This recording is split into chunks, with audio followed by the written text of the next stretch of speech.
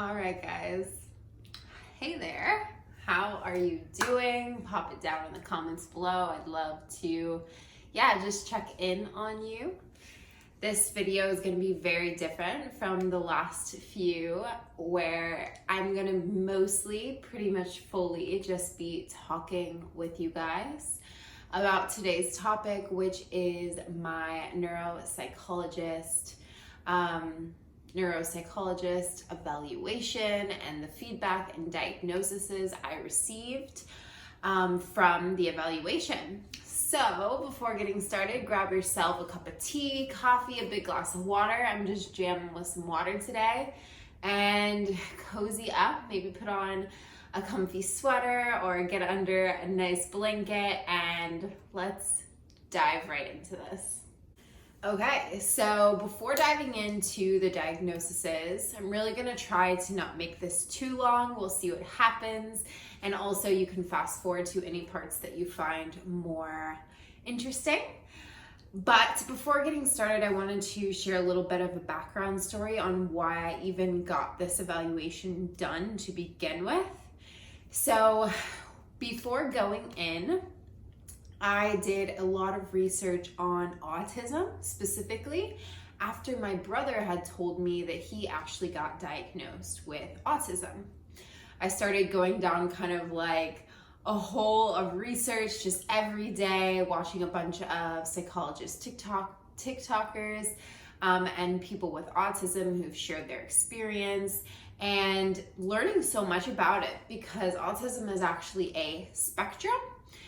In case you didn't know, a lot of the time on movies and shows, it's very much stereotyped to be just one type of person, which is typically an older male, showcasing Asperger's. And there's actually a wide spectrum to autism that you could fall along, and it'll be different for everyone. So I learned a lot about it, and I really believed that I also had traits of autism and that I felt somewhere along on the spectrum. So that's actually what initially led me to looking for some type of evaluation, some type of neuropsychologist that could evaluate me for autism. Little did I know that the evaluation and the office that I found that was covered by my insurance was actually, it was a full-blown neuropsychology evaluation. So they were not only testing me for autism, but across the board for any kind of mental health disorders, learning disabilities, things of that nature. So I was actually happy to find that out, because of that and the test and evaluation that I decided to do, I was able to just gain more clarity and awareness on what I've been struggling with in my life. So to rewind back a little bit, before initially figuring out a place to go for this evaluation, I would say for around the last 5 years or so, I have been experiencing a lot of mental health issues and struggles in my life. More so in the last, I would say, around 2.5 to 3 years, but definitely I started becoming more aware of them around 5 years ago. And it's been a development.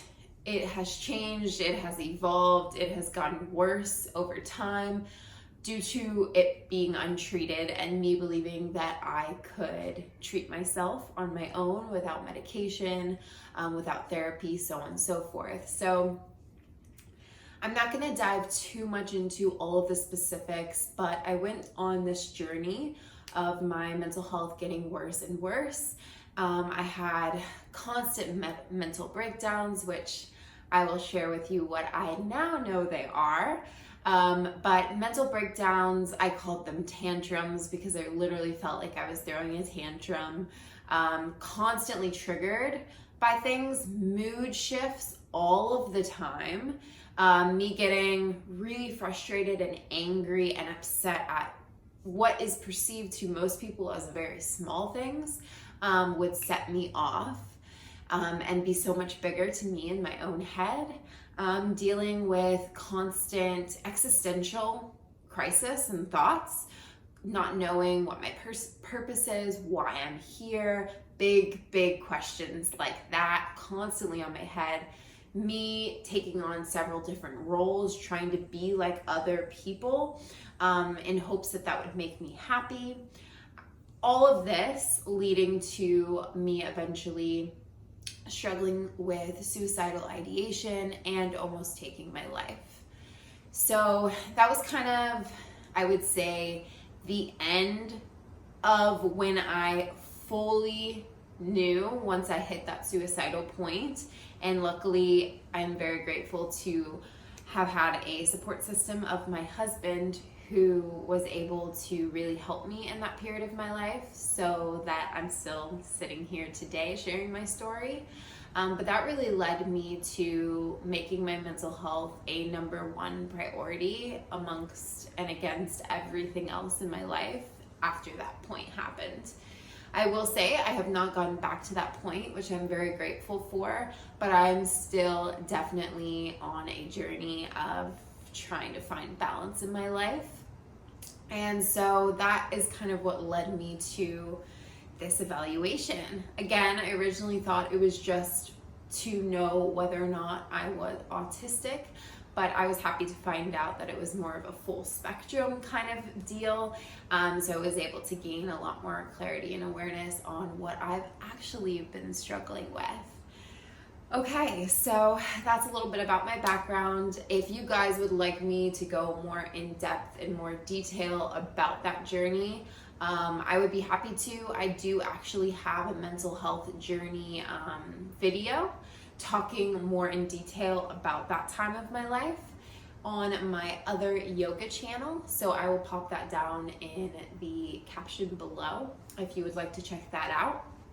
But diving right into this evaluation and the diagnosis. Okay, so to get started with the neuropsychology evaluation, it was actually a 6-hour in-person evaluation. There were a series of different things that we went throughout the evaluation, and I have to say, it was mentally draining for sure. I actually had an appointment for like three plus months out from the date that I got to go, because there was a cancellation and they called me up and I got there in less than an hour and a half. So it was already kind of like a little bit flustered because it wasn't like the plan to do it that day, but I wanted to jump on it because I didn't want to wait any longer. So when I arrived, the first thing that we started with as part of the evaluation was about 2.5 or so hours of questions. Filling in the psychologist or neurologist on exactly what it was that was going on with me, what I was struggling with, my sociability with other people, my moods, how I interact, just everything you could possibly think of was pretty much asked. Like, I have never shared that much detail about myself with anyone ever in my life, except for maybe my partner, but definitely not all at once. So it just really made me like stop and have to think and relive a lot of the trauma that I faced throughout my life, because I wanted to make sure I was explaining it as in detail as possible to her. So that was a good chunk of time. After that, we moved into some more physical activities, which were measuring anywhere from cognitive behavior, intellectual, memory, the list goes on. And there were lots of different tests on where I had, for instance, one was like different colored blocks, and there was a picture on the screen, and I had to, as fast as I could, adjust the blocks in the same way that I was seeing them on the screen. So that was tested. Another test was testing how long I believed a minute was. And she would read short stories, and I had to then repeat back the parts of the story that I remembered, as well as answer questions. There was one where I had to try and draw out the same diagram that I had seen off of memory. So many different tests to test all of those things: cognitive, intellectual, memory, attentiveness, all of those things were tested. And as I was in each test, I was just obviously doing the best I could, but I didn't ever really know what was being tested or whether I was doing good or not. It was very just like she was giving me the test, didn't share any opinions or anything like that, just simply giving me the test and then jotting down her observations. And yeah, so that's kind of like an overall summary of what the 6 hours was. There was also lots of questionnaires that I had to fill out based off of my own perspective, of course, of myself and my life and how I live it.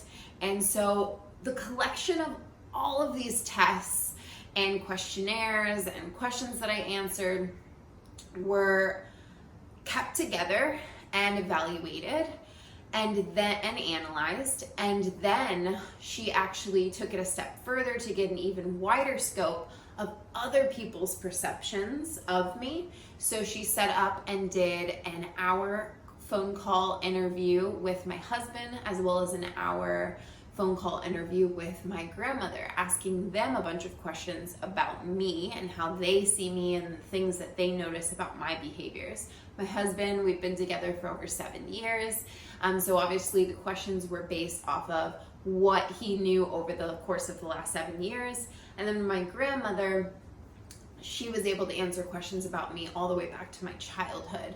So she really got to see a full scope of other people's observations of me compared to my own, compared to what she observed during the test and the evaluation. Okay, so that being said, that was a very short summary of everything that was tested, but as you can see, it was a lot of data, a lot of information about me, so I did feel very, very confident in whatever the results were that she came up with. She also looked over all of the data with the doctor and psychologist that was above her. So it was two heads put together, observing the data and coming up with these diagnoses that I'm about to share with you.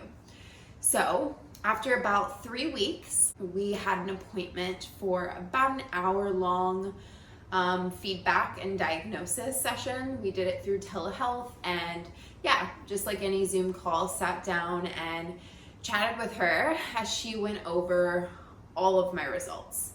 She also then, about a little less than a week later, sent me a 15-page report of everything that she went over with me in the feedback session, as well as extra recommendations and a written out summary, essentially, of the entire evaluation and observations that she made about me, which was very, very fascinating.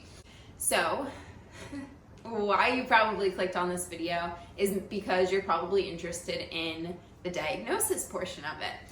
So we're going to dive into that now. So I have my little notepad here because I wrote down specifically what I was diagnosed with, how it was worded verbatim. So if you want to do any extra research, please do so. I am not a doctor, not a therapist, not a counselor. I have no education on psychology. So please don't take any of this as factual or as a suggestion for what you might have necessarily. Please do listen to it, and I did do a lot of research before coming on here and sharing this information, but I'm simply sharing what I was diagnosed with and my own personal experiences. I'm not trying to diagnose anyone with anything, but if you hear certain characteristics that you struggle with regularly, I highly recommend to go see someone about it, do your own research, and take it from there. Maybe get your own evaluation, so on and so forth. So, okay, so to jump right into the diagnosis portion of this, I want to begin with I will just read out the diagnoses that were given to me. And then I'm gonna kind of dive in a little bit deeper on, some awareness that I've gained around each of them. Okay, so for starters, the first diagnosis that I was given was generalized anxiety disorder. And this was not something I was surprised by. I have been diagnosed with anxiety disorder from several other therapists and counselors that I've talked to. They kind of diagnosed me with that just from one session of talking to them. So I was not surprised at all that she also did. And so, yeah, generalized anxiety disorder, if you don't know, it's anxiety. So it's something that I deal with on pretty much a daily basis. It's always in the background. Some of the symptoms are fast heartbeat, sweaty pits, clammy hands, that you get from different situations, racing thoughts, overwhelm. You probably are familiar with features of anxiety. You've probably maybe yourself experienced anxiety. Now it's different to experience it once in a blue moon or every once in a while compared to someone who has anxiety disorder, which means that they deal with it on a daily and much more regular basis. So that is, something to keep in mind. So I'm not going to spend too much time on that because that's pretty well known. And it's just something I've struggled with my entire life. And I became aware of it recently in the last 3 or 4 so years. I was not surprised on that. The second diagnosis, now here's where it does get interesting. So as I told you, I went to this evaluation to see if I was autistic. That from the get-go was ruled out because after my neuropsychologist talked with my grandmother, she was able to rule it out because I did not experience or showcase autistic traits as a child. And autism, if you didn't know, is something that you have your entire life. It's not something that you develop as life goes on. It's something that you are born with. So if you don't showcase characteristics as a child, then you don't have autism. And so that was something that was really interesting to hear because me, myself, due to trauma, which I'll get into a little bit, I blocked out pretty much my entire childhood. There are several memories I do remember from my childhood, but I blocked most of it out to the point where you could ask me questions about my childhood and I swear I do not remember them. And that is something that hopefully I can work on in therapy someday soon, but it's a journey. So that was really interesting to hear. And there were many other reasons why she did rule out autism, but I just wanted to say that from the get-go that autism was ruled out. And in replace were 3 other disorders on top of general anxiety disorder that I was diagnosed with. The big one is bipolar 2 disorder. So she diagnosed me with bipolar 2 disorder, which does differ from bipolar 1 disorder. I may do a different video on this. But bipolar 2 disorder, if you have bipolar 2, it typically means that you deal more with depression rather than the manic state. So bipolar 2 people do still get manic, but it's actually called hypomania versus just pure mania that happens in bipolar 1. And so, like I said, bipolar 2, myself, I do experience much more periods of low depressed moods rather than the mania. And now they are episodes. So these states can last 2+ weeks. They can last 4 days. It really differs person to person. There's also something called rapid cycling, which I was not necessarily diagnosed with, but I do believe I have, which is when you have more than 4 episodes every year. And I definitely do. So this was huge for me because my father has bipolar. I am honestly not sure if he has 1 or 2. He never really shared that information with me and also got this diagnosis a long time ago. So I would be curious if he were to, actually go see someone now to see what his results were. But anyway, it was hard for me to hear that I had bipolar, that I was diagnosed with it anyway, because it was always in the back of my head, like especially the last 5 years. It was always like in the back of my head thinking that I had it, but I kind of rejected it because I felt like if I had it that I was going to be or end up like my father. And so when I heard it, it kind of just like really triggered me and hurt me, and I started crying. But the reality is that it is just a diagnosis. It's obviously something I've been living with all my life, or most of my life, and so it actually doesn't change anything. It just brings more clarity and awareness to hopefully allow me to get treated more so specifically for what I have. So that was the main goal of all of this. But so that was the second diagnosis.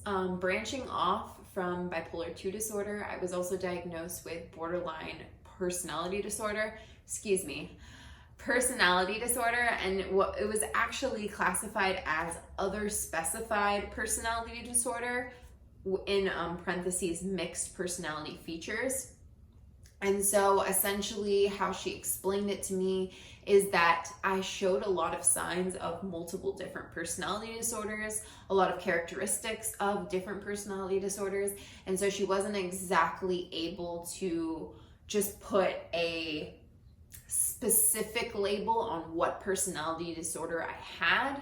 However, through research and through gaining more awareness of myself, especially since having this evaluation, I've been a lot more focused and prioritized on my mood and symptoms. And I do believe I fall more on the lines of borderline personality disorder, which is why I said that, as well as definitely bits of social anxiety and social personality disorder. I think that's what it was called, due to my struggle with being around other people, being interactive with other people, going to social outings, things like of that nature. And so when it comes to BPD, personality disorders, this is the big difference, okay, between personality disorder and bipolar disorder. So when you have two, let's just say it is very hard. They are very conflicting of each other. So bipolar disorder, you do have mood shifts, but as I explained, they're in longer episodes. So you don't just switch from happy to sad all within an hour or a couple hours or even a day. You maintain that one mood or episode that you were in for a extended period of time, differing depending on the person. It's not just like quick shift, which is a big myth that people share about bipolar disorder, is that they could flip out at any moment. That's not necessarily true, and most of the time you probably don't even know if someone has bipolar disorder when you meet them, or if you're friends with them, unless they share it with you. But the difference between bipolar and personality disorder is that when you have personality disorder, you do go through quick mood shifts. They could be all within the same hour, all within the same day. And so that's a major difference, and definitely in alignment with what I experience on a regular basis, because I do go through mood shifts, sometimes several different moods within an hour, which sounds crazy, but it's definitely the case and my reality. And so this isn't an every single day thing, but it is a very often thing in my life.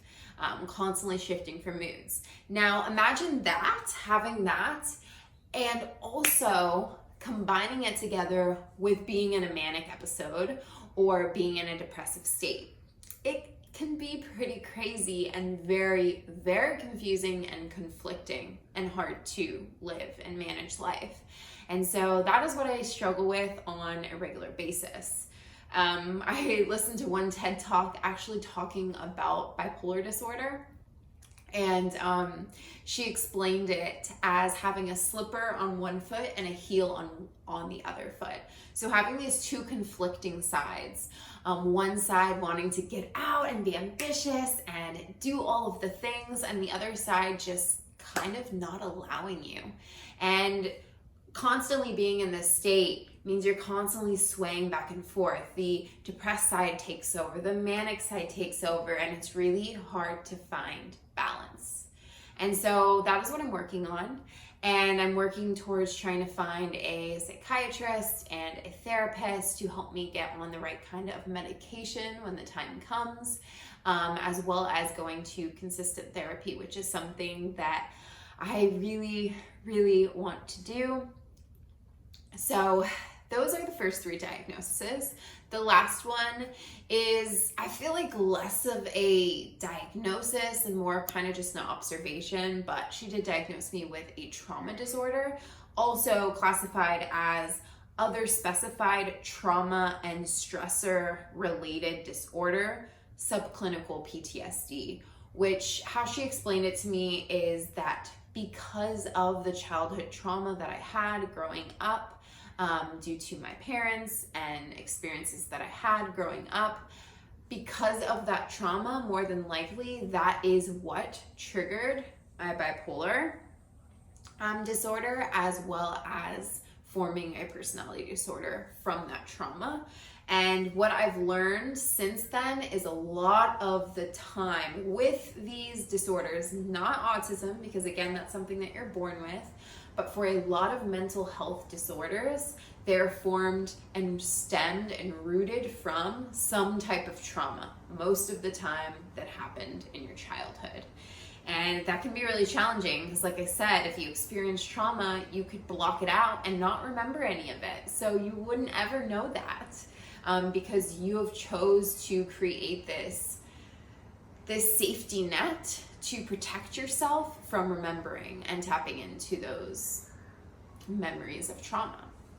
And so it can be really hard, and that's why therapy is so important, to get to the root of what's going on. Now, bipolar 2 disorder is something that can be treated, but not necessarily something that you can ever get rid of.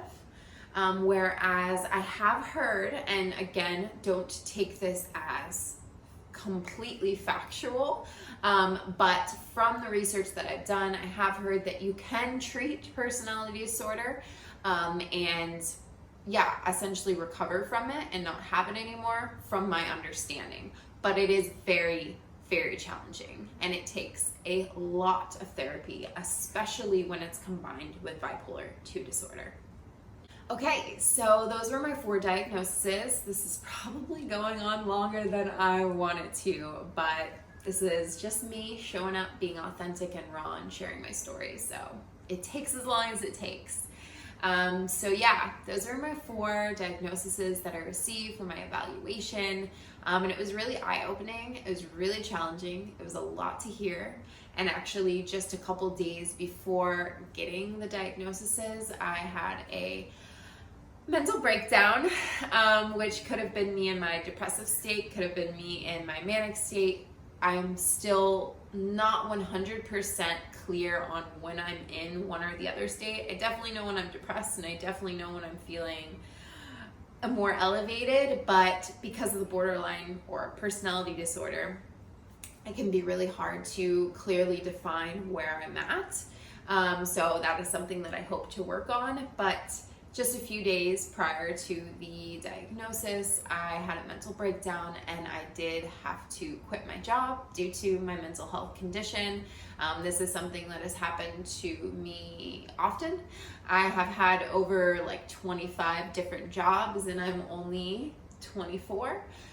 So it is something I've struggled with for many, many years. I would say my entire life. All of those times not really knowing and being aware of why I was doing it. As I've gotten older and gained more awareness, I do realize it is due to these mental health disorders that lead me to making those rash decisions. And definitely the personality disorder makes it even more challenging on top of the anxiety. So where should I conclude this?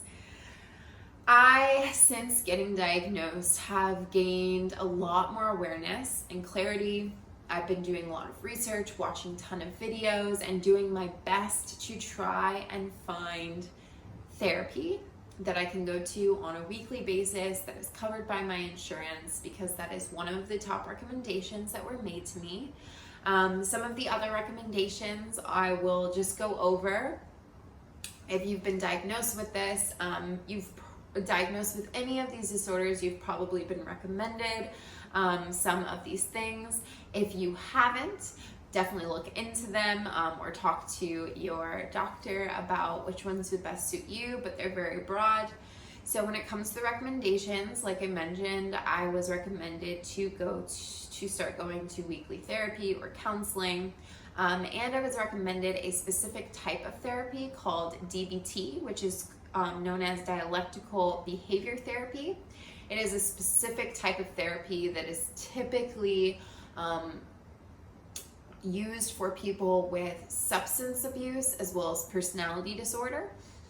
So they play hand in hand, and it is a form of CBT, which is known as cognitive behavior therapy, but it dives deeper into mindfulness and holistic. So really trying to form this structure and dive deep into the roots of your trauma, whereas cognitive doesn't necessarily go as deep into the trauma aspect as DBT does. So in my head, from my comprehension, and I haven't received DBT yet, but it just seems like a more intensive form of therapy than CBT. And on top of the DBT, I was also recommended to go to an IOP, an inpatient program, where I could be even more in the intensive program. I have had no luck so far finding somewhere that would be covered by my insurance, but that is something that I'm going to continue to look into. I was also recommended anger management, to continue to apply mindfulness, which, as you know, I'm a yoga teacher, so that is a big part of my life. Schooling accommodations I am able to use I'm currently in university, so I'm able to use the report that I received and the diagnoses that I received to share whatever information I'm comfortable with my university, to receive accommodations like taking tests in a room by myself, having extended time for projects or tests, so on and so forth. So that is going to be really helpful as I continue in my schooling. Vocational rehabilitation, when and if I'm ready to start working or finding a job again. There is a free nonprofit program that is offered, I believe, everywhere in the world, but definitely in the US, where they help you find a job that meets the accommodations that you need for your mental health disorders. And psychiatrist medication reevaluation. So speaking with a psychiatrist specifically to reevaluate what kind of medication is going to work best for me. There was also some books that were recommended, which I did not write down, but I will pop them down below in the caption. I think there was like 2 or 3 different books, and they were mostly focused on anxiety, so I'm looking forward to diving into those books. And yeah, so that was a lot, and definitely a summary, although this is probably pretty long, of the evaluation, the process, my diagnoses, some things that I've learned, and some recommendations. I hope this was able to serve you in one way or the other. Like I said, please see someone, go to regular therapy. There's tons of therapy options out there. I know it can be tough financially, but keep looking. One thing that I found, which I will pop all this information and resources down below for you, but psychologytoday.com, you can go on there and there's filters that you can apply depending on what insurance you have, if you're looking for a male or a female, what type of therapy you're looking for, so on and so forth.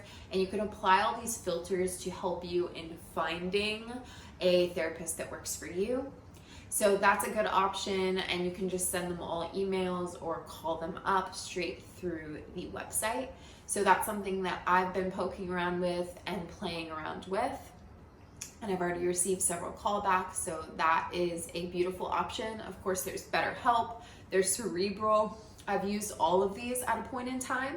You just gotta find what works for you, and it does take some patience, and you're probably not gonna find the perfect therapist for you on the first or the second or maybe even the third time. It does take patience and consistency. I'm still on that journey right now, trying to figure out who's gonna work best for me.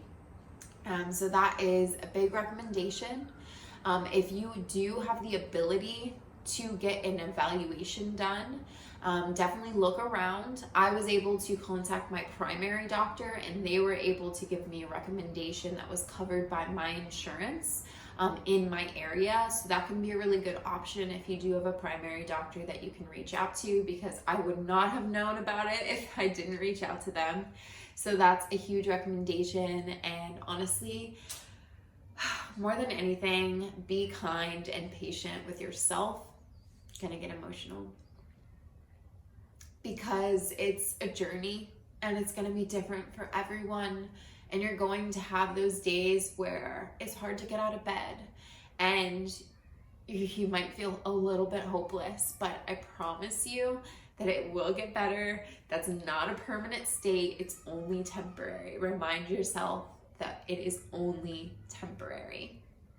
So, like I said, I hope this was helpful for you. I hope that you gained some knowledge, some information that you didn't have before. And please check out all the resources that I attached down below. If you have any questions for me, again, I can only base them off of my experience and the research that I've done, and maybe nudge you in the right direction to find those answers. But please, you can ask any questions down below. I love you so much. Thank you for being here. I'm sending my love and light, and you got this. Trust me, you got this. Thank you for being here. If you liked this video, please give it a big thumbs up. If you like to see more of my videos, you can also hit that subscribe button to be notified whenever I post. So I'll see you soon, and namaste.